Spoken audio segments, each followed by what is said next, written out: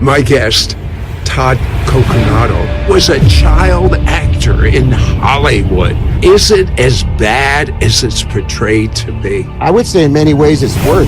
There's a lot of things, and I think a lot of these things are coming out. This I understand, because the same thing was going on with me. You were pulled into politics. I believe persecution is coming. We're getting threats. I'm willing to stand. I know you are. But, what hill are we going to die on? You had an angelic visitation. In that time, I had never had anything like this. But there was an angel that was right there at the end of my bed. It was so real. I felt the tangible presence of the Lord. The first thing that happens is you're paralyzed with fear. But then I knew that it was holy. It was of the Lord. When I felt that peace come upon me, say two things. I'm sorry, I have to stop you right here. Welcome, Holy Spirit. Go and flow. What did this angel look like? I know what angels look like by artists, etc. What did this real angel look like to you? Very large, I would say, as tall as the room could afford. We have about 8 foot, tall ceilings. It was the entirety of the room. Looked like a warrior. I could tell that it was an angel. I could tell just by the glory and the presence of the Lord. And, chiseled face, man, obviously. When you're in that moment, and it's like a shock. I mean, you're just trying to absorb everything that's happening. And so, this is what was going on. Was this the first time, or have you had this previous? In that time, I had never had anything like this. I was sleeping in bed with my daughter was a little baby at the time, and then my wife, and I felt something, and so I believe I was awake. I could have been sleeping, but it was so real. But there was an angel that was right there at the end of my bed. And, in the Bible, it says when you see an angel, you have an angelic visitation. The first thing that happens is you're paralyzed. This message, come out from among them, be consecrated. What does this mean? And what I believe as I prayed on this, Sid, extensively and sought the Lord's face, is that God is coming back for a church without spot nor wrinkle. He says a little leaven leavens the whole lump. And I believe that he's preparing his bride in this time. I think there's been a lot of shenanigans. I think we can all agree in the last 30 years in the church. And I believe right now the call, it's always been the call, but he wants us to consecrate ourselves. I believe he wants us to operate in holiness. He wants us to have a desire to live a righteous lifestyle. And so there were areas, there were alignments in my life. There were things that I didn't even realize that as I sought the Lord, he started peeling away layers and showing me different things. And I began a consecration process unlike anything I've ever walked through. I've interviewed you before. Yes, I really can feel a tangible increase in the presence of God. This is all glory to God. This has nothing to do with me, but it's in obedience to answer this call, which I believe he's calling all of us to do in this hour, because Satan is the accuser of the brethren. So he's looking for an open door to accuse the saints. But as we consecrate ourselves, and I'm not saying we ever attain perfection, but our desire as a believer is to do our very best and to be like David, be a good repenter and have a heart for the Lord. And as we do this, the anointing has increased in our meetings. Everywhere we've gone, we've seen a tangible difference. There's something that's happened where, to the point where people have reached out and said, Todd, I don't know what's going on, but I sense something different in you. And I believe that's because as you go deeper in the Lord reveals himself. And, it's an expansion of the territory for his glory. This I understand, because the same thing was going on with me. You were pulled into politics. Yeah. And you started feeling uncomfortable on the inside. And not that it's wrong for a true believer to be involved in politics. They should, for the sake of their family and their nation and their city.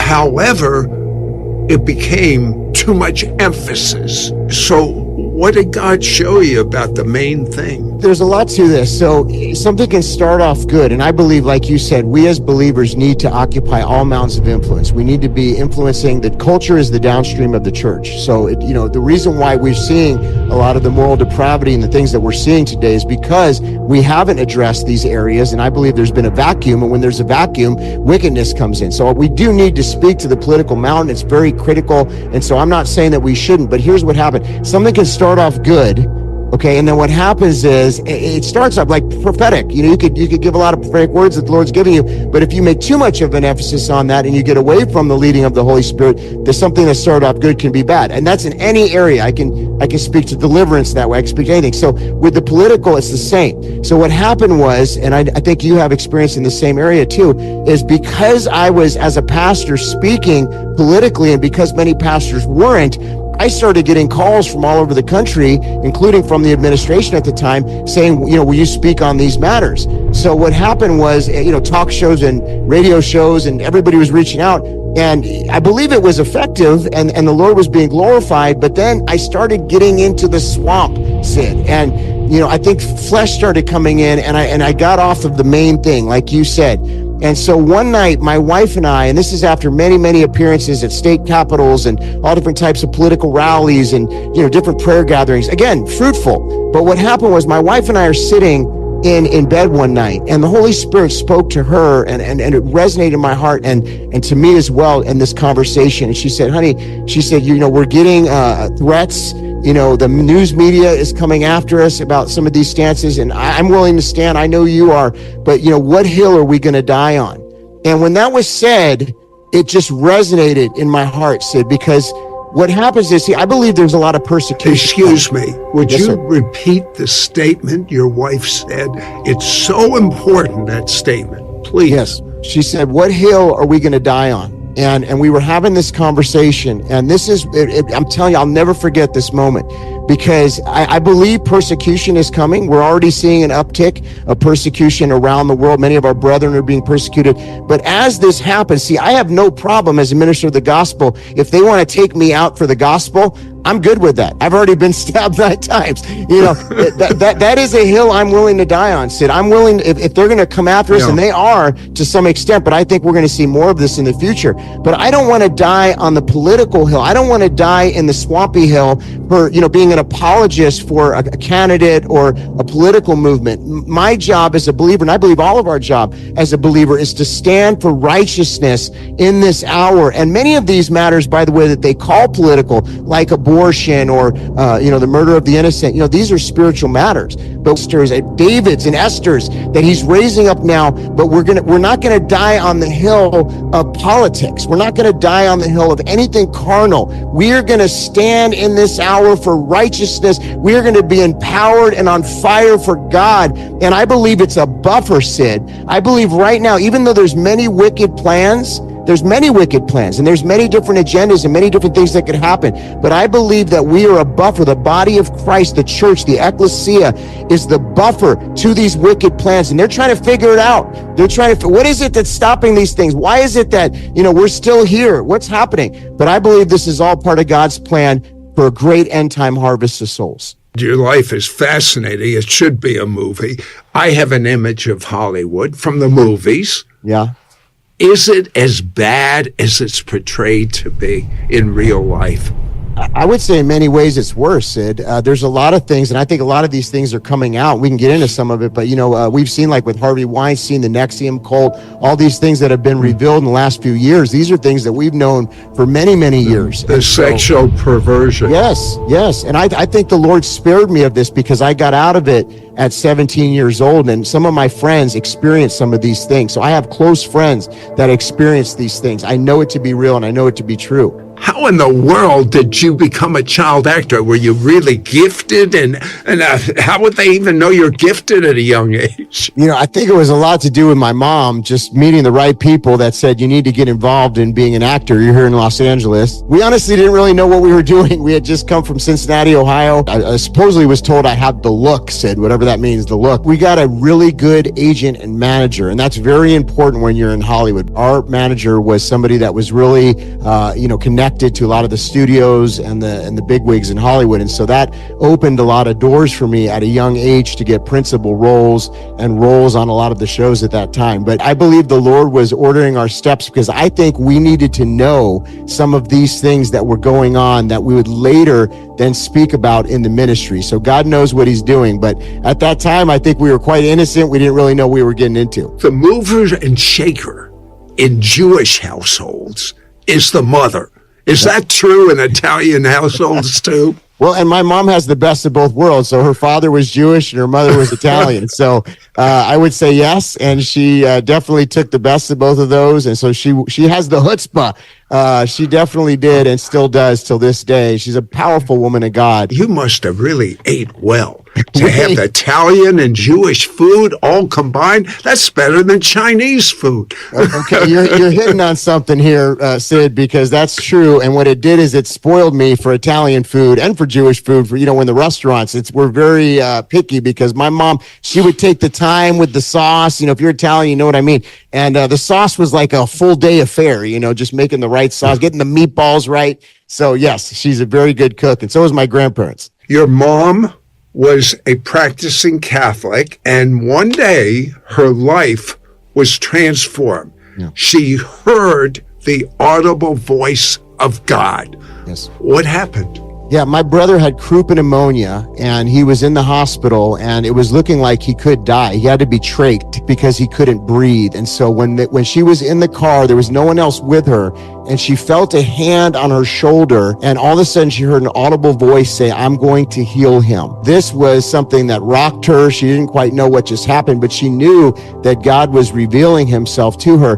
And what I believe this was, Sid, was the Lord was starting a healing ministry. It was starting at that time, and I believe he knew that we as a family would say yes to the call. And all glory to the Lord. This is all his doing. So they become pastors, and they drag you. I think I have the word right. That's they the right drag word. you to Honolulu, Hawaii, which didn't take a lot of dragging, right, for a pastor's convention. And you're in the middle of the convention, and you use the word chutzpah. How did you have the chutzpah to run out? I thought I was going to get struck by lightning. Here I am, a guy that's living in a very secular, very worldly lifestyle, and all of a sudden I'm in the middle of a very powerful movement, meeting with a bunch of pastors, and I felt the tangible presence of the Lord. And this is important because I started sweating. I didn't know what to do. The only thing I could think of is get out of this meeting, run. So I go outside to this Descanso garden. It was like a movie, Sid. I felt like a beam of light coming down on me, and at that moment I got on my knees. I didn't really quite even know fully what I was doing, but I accepted the Lord Jesus into my heart. 2 years later, at age 21, this sounds like a movie, Todd, by the way. At age 21, you're stabbed 9 times, once in the heart, you die. But you're here. What happened? Well, this is quite a remarkable story. So for 2 years, I was in what I call limbo period. I would go to church, but I came out of Hollywood, remember? So I was totally a different type of person. Than I was going to a very conservative church, and it was just like I was a fish out of water. After 2 years of being a Christian, I go back to my old friends because I hadn't made any friends, and the enemy was in my ear. And I said, well, what's it going to hurt? One day, I go back, and there's a man that I believe was on several drugs. He was out of his mind, and I open this door, and he has a kitchen knife in his hand, and he proceeds to stab me 9 times. One of them was in the heart. Now, this is a long story, to make it real short, but he picks me up because he realizes that he's going to be a murderer. He picks me up, he puts me into my vehicle, he takes me to the hospital, and on the way to the hospital, as you mentioned, I believe I died. I went in the presence of the Lord. It was a white presence, and I heard the audible voice of the Lord say, do you want to live or do you want to die? And I said, I want to live. He says, if you live, you got to be sold out for me, and you got to tell people that I'm real. When I said yes, and it's like an Isaiah chapter 6 moment, I saw the Lord seated on the throne. I was in the presence of the Lord. And what do you do at that time other than say, send me? Yes. Of course, So I said yes. When I said yes, I woke up in the hospital. There was a police officer and there was a nurse. And the nurse looked at me and she said, you should not be alive. And the police officer said the same thing. A person had died that night that had gotten stabbed 2 times. I got stabbed 9 times. And by the grace of God, he allowed me to live. And I believe for the purpose that we're talking about today. I want to go back to a statement you made because it grabs me so strong. And I think God wants to use it to grab people that are viewing right now. And the question was, what hill do you want to die on? And even a greater question than that, do you absolutely know in your heart that if you breathe your last breath, you will be present with the Lord? Do you know that? Yes. And if there's any question, I believe there's a presence of God on this broadcast, that if you will repeat this prayer and mean it to the best of your ability, you will go to a place far better than here only when you finish your destiny in your book of life. Repeat this prayer out loud. Mean it to the best of your ability. Dear God, thank you for sending Jesus. I ask Jesus to live inside of me. I thank you, Jesus, that your blood washes me clean and pure and righteous and holy in your sight. I thank you because of your blood. I have no past. I only have a wonderful future that is written in my book of life. I make you not just my Savior, but my Lord. In Jesus' name, amen. Todd, I want you to pray whatever the Holy Spirit is inspiring in you for our viewers. Thank you, Sid. I feel this strongly. There's a lot of folks that are watching. You may have been hurt in a church. You may have church hurt. There are reasons why the enemy, for whatever reason, got in there somehow. Something somebody said to you, something somebody did, and there's been an offense. There's been a hurt. And there's a lot of people online right now that are saying a lot of different things. And I believe the Lord is calling us as a body of Christ to get back to the main thing. We talked about it earlier. And so what I want to pray today is that there's a release and a healing. We have to heal. The hour is extremely late. I think it's the end of the end times. And not to be scared. That's a good thing. God has called us for this hour. And so we're a chosen generation for this. What an amazing and extraordinary time to be alive. But I want to pray right now for the hurt and the pain, anything that you've suffered or that you felt, to go away, and that we would serve an audience of one, because I come in agreement with that prayer that Sid just prayed. So let's just pray that. Father, in the name of Jesus and by the power of your Holy Spirit, I just feel so strongly, Lord, that somebody is getting a healing right now of being hurt and wounded, something somebody said, something that happened to them, and that you are drawing near to them. You're calling them to a deeper walk in this hour. We want to die on the hill of righteousness. We want to die on the hill of your word, on truth, Lord God. It's the truth that sets the captive free. And in this hour, Lord, this is what we need. We got to be fired up, more on fire than ever before. And so I pray for this person that's watching right now, that the fire, the flames of revival would start in their heart right now. And they would be passionate, Lord. There's a message that you put in the hearts of many of these folks. There is a passion. There is something. And right now, I believe it's an activation. There is an activation moment that is happening. Something has happened. On my best day of preaching, I can't make you feel anything. The Spirit of God is moving right now. And so we just thank you, Lord. Thank you, Lord, that today is the first day of a new season, that they're walking into a promised land season, and there is an activation, and that hurt and those wounds are now being healed in the name of Jesus, because you are the healer. And so we just thank you for fresh fire, fresh anointing, and a season of depth. We're going to die on the hill of righteousness in Jesus' name. As you were praying, I heard that people that have problems in their back and their neck, if you will take a corresponding action. Why? Faith without corresponding action is dead, or faith without works is dead. Mi invitado dice que es fácil sintonizar la frecuencia del cielo cuando combinas oración, adoración y música. Dios dijo a mi invitado que él podía capturar la atmósfera del cielo en CDs donde las oraciones sean contestadas rápidamente. ¿Estás interesado? Hay una dimensión sobrenatural. Sid Roth ha pasado más de 35 años investigando el mundo extraño de lo sobrenatural. Acompañen a Sid en esta edición de Es Sobrenatural. Ahora, muchos probablemente escucharon de Ken Henry. Él me comentó que grabó 60 discos de adoración.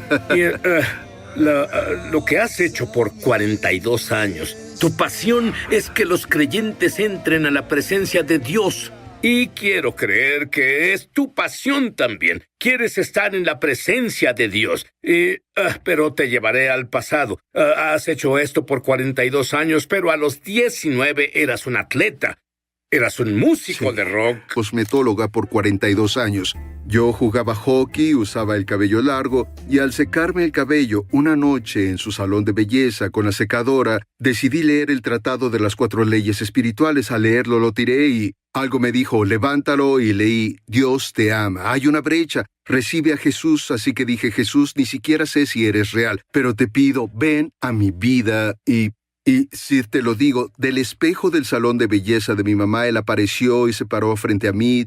Dijo, tú eres mi hijo, te amo, fui cambiado. No podía creer esta experiencia sobrenatural y es lo que quiere hacer por cualquiera que clame su nombre. Ahora, esto fue hace tanto tiempo, pero siempre hago esta pregunta. ¿Cómo se veía? Bueno, vestía una túnica blanca y tenía un cinturón dorado, cabello castaño, pero lo interesante es que me estaba hablando no con su boca, sino con sus ojos, y para mí fue tan extraño, porque no esperaba que eso pasara, pero fue como la cálida gracia de Dios abrazándome. Sentí que él en realidad no hizo eso, pero sentí como si me tomara en sus brazos y me sostuviera como un hijo. Fue hermoso.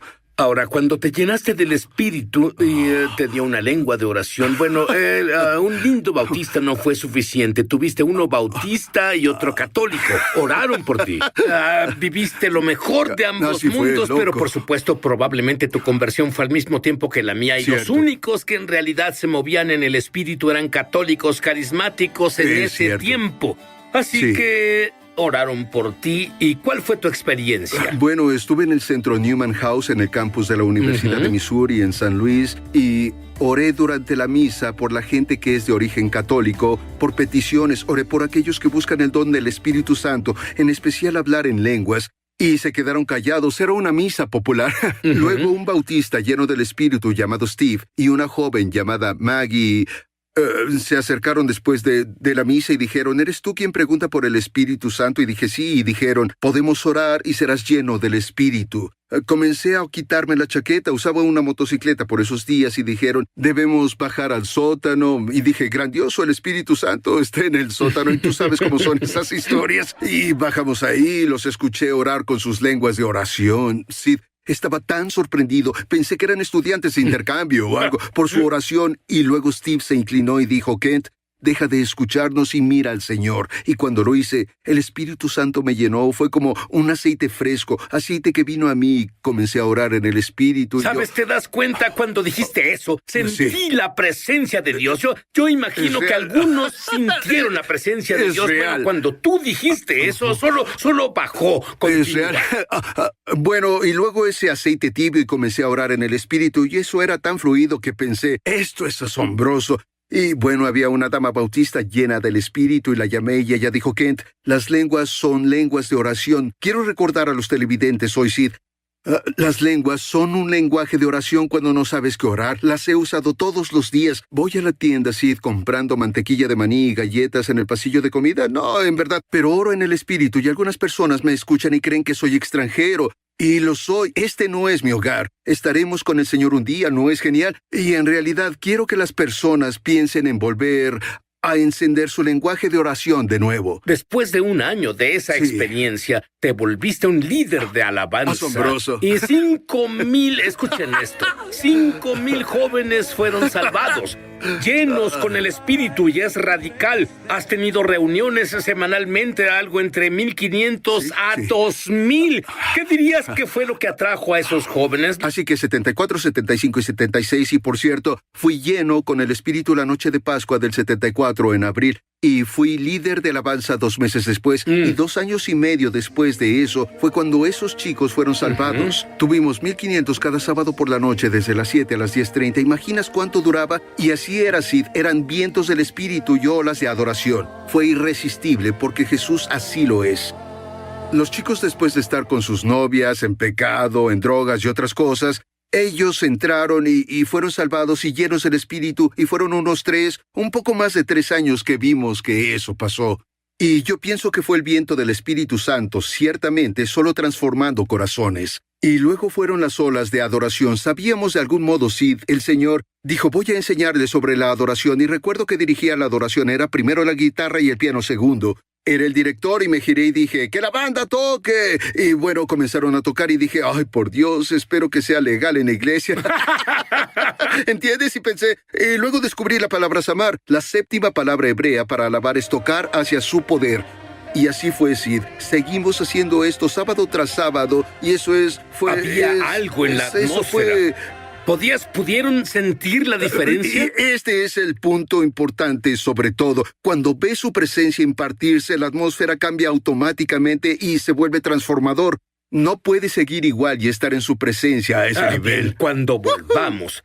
1983, ¿qué dirías si esto te pasara a ti? 1983, él descubre su futuro. Él estará adorando en la gloria. Fuera de mi silla, a la presencia de Dios, y no lo olvido, esto ha sucedido un par de veces, y al estar entrando en la presencia del Señor, Él me miraba y solo pensaba sobre lo impío que era, sobre lo que estaba mal con mi vida, en lo que aún debo trabajar, mi idiosincrasia, y el Señor me hablaba no con su boca, sino con sus ojos. Él dijo, eres tan buen hijo, tú brindas tanto gozo para mí, y yo comencé a llorar, fue tan intenso, pensé que me desmayaría y dije, Señor, si sigues haciendo esto, yo me iba acercando más y más, Él sentado en el trono, y me encontré parado, me arrodillé cuando Él dijo, tú brindas gozo, y cuando estuve abajo, cuando estuve de rodillas frente al Señor, dije, ¿qué es lo que quieres? Una espada apareció en su mano, Sid, y me invistió para el ministerio. Ya estaba en el ministerio, por así decirlo, en lo natural. Pero Él, en cuanto la espada tocó mi hombro, yo sé que es sobrenatural. Vi personas levantándose de las camas en los hospitales y vi milagros sucediendo en todo el lugar y canté las canciones del cielo, canciones proféticas del Señor. Las personas eran sanadas y eso comenzó a pasar después de haber vivido eso. Por lo que hice en Integrity Music desde el 84 al 93. Así que piense en la fecha, 1983, fue un año antes de que comenzara a viajar con o por Integrity. Y luego cuando salí, pasé a otro nivel. ¿Puedes imaginarlo? El Señor mismo, una espada apareciendo en su mano, Él me invistió para el ministerio. Al recordarlo me estremezco al pensar en ello. Me enseñó otro nivel de cómo impartir su presencia y poder, que tocar a las personas a un nivel más alto. Y ¿sabes qué es lo más maravilloso? No solo es por poner tu mano y orar en el nombre de Yeshua, en el nombre de Jesús. Es solo en esa atmósfera. De hecho, Cierto. Dios te habló de cómo crear una atmósfera Cierto. para que las personas estén en la presencia de Dios. Cierto. Y Él dijo, combina adoración, oración y música. Explícame, ¿qué les pasa a las personas cuando están en ese ambiente? Bueno, es una palabra específica que el Señor me dio. Tenía alrededor de 28 años. Él dijo, Kent, enseña a mi cuerpo, el cuerpo de Cristo, cómo combinar alabanza con oración y adoración con intercesión. Y luego comencé a pensar, mi esposa dijo, Kent, si te damos una guitarra o un piano, nos llevarás en adoración por 12 o 14 minutos y luego tienes material de oración o tema de oración, luego regresas 10 minutos después y guías la adoración como en un círculo de alabanza profunda en la intercesión regresando a la adoración. Y eso ayuda a las personas a encontrarlo. Pienso que la capacidad de atención se ha ido perdiendo, sí, recientemente, los últimos 10 o 20 años, pero cuando entras a la presencia causa que las personas, si se mantienen lo suficiente, recibirán respuestas que necesitan de Dios. Están contra circunstancias difíciles, hay techos artificiales, cosas demoníacas u opresión contra ellos. La presencia no conoce fronteras, es ilimitada. Gracias a Dios por la presencia del Señor, que se extenderá sobre las personas mientras permanezcan en ella. Es transformadora. Tú dices que adorar no es un evento, sino un estilo de vida. Comenta sobre eso. Bueno, tú puedes hacer el domingo en la mañana tu servicio en la iglesia un evento. Eso no significa que estés adorando en la semana o leyendo la Biblia en la semana. Y pienso que muchas iglesias se han convertido en eventos cristianos o eventos de adoración. Así no funciona. Si tú adoras a diario, las cosas que haces a diario te vuelven muy bueno en ello, punto. Incluso el mundo sabe eso. Así que si entras en su presencia unos 15, 20 minutos, no pido unas 2 o 3 horas. La adoración es un estilo de vida. Ellos dijeron, Kent, ¿qué te hace diferente del resto de otros adoradores? Número 1, hospedo la presencia de Dios. No soy tan inteligente, ni siquiera soy tan ungido. Pero cuando tú hospedas la presencia, la impartes, y luego al convertirlo en tu estilo de vida, como si no tengo que pararme a pensar qué haré en cada reunión donde me pidan que dirija la adoración. Siempre está ardiendo, siempre en el altar, el fuego siempre está ahí. ¿Qué pasaría si un estudiante viviera esa adoración? ¿Qué pasaría si un empresario viviera ese tipo de gloria? ¿Qué pasaría si una madre, una ama de casa tuviera ese tipo de gloria en ella? Entonces, tú descubres que cuando use esa palabra. Cuando tú albergas la presencia de Dios y tú a donde vayas, la presencia de Dios está irá. Conmigo. Y bueno, hay algo sucediendo en este mundo. Aquellos que tienen hambre, aquellos que aprenden cómo adorar, ellos hospedan la presencia de Dios. Pero luego la gloria de Dios viene. Y puedes imaginar cuando estas dos colisionan. Bueno, y aquellos guiados por el Espíritu Santo, donde está el Espíritu de Dios hay libertad. Escucha, si he orado por las personas en los aeropuertos, en los mostradores, las personas tienen necesidad. Soy portador de la presencia de Dios. No solo la prendo y apago en la noche o en la mañana cuando despierto. Y cuando estás ahí, en realidad impartes algo de la presencia de Dios, incluso a personas perdidas, porque yo nunca vi a alguien decir, no ores por mí. Si lo haces del modo correcto, las personas lo reciben. Y como la tienes, la gloria de la que hablas, puedes vivirla día tras día. Es por eso que cuando me preguntaste, ¿debe ser la adoración un estilo de vida? El libro de Hechos lo fue. No solo fue un evento. Cuando das un concierto o algo así. Cuando estás en casa, tú solo, ¿cómo es que adoras? Bueno, verás, nunca apago el interruptor. Constantemente estoy orando en el espíritu o estoy cantando. Canto suave durante el día. No encuentro una razón para apagarlo y pienso que algunas personas dicen estoy pasando por algo difícil y usan el CD ungido de adoración o la internet o lo que tengan. Quédense en la presencia de Dios todo el día tanto como puedan. Cuando volvamos voy a pedir a Kent que toque. Alístense para recibir. Volveremos. Ya volvemos a su programa. Es sobre... Tú dices que Jesús es la esencia de todo. Explica qué significa. Las personas deben poner a Jesús de nuevo en el centro de sus vidas, Sid. Muchas personas se han alejado por su historial en la iglesia o están demasiado ocupadas. Sacar a cero del fuego, hay mucho sucediendo. Hay personas que nos ven ahora diciendo, muy bien, Dios ungió a Ken Henry para esto, pero no a mí. Yo soy un don nadie.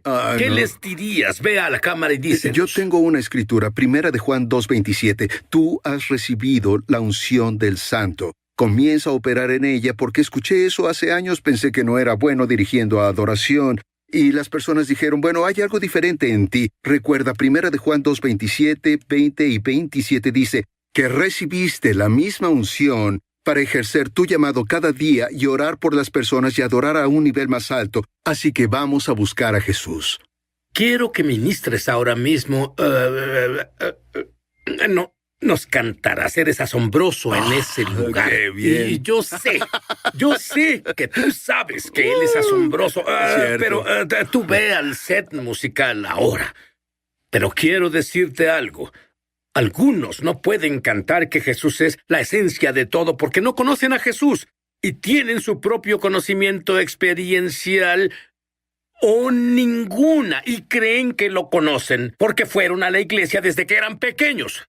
Pero esto es lo que Jesús dijo en el griego original. Esta es la vida eterna, el que puedan tener conocimiento experiencial de mí. Quiero que digan esta oración lo mejor que puedan hacerlo. Y Jesús está esperando por ti. Tú sabrás la diferencia, conocerás la verdad, y la verdad te hará libre. Di esto en voz alta conmigo.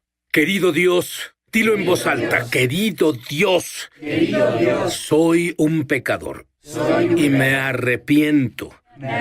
Yo creo que la sangre de Jesús ha limpiado. Algunos pueden sentirlo ahora. Ha limpiado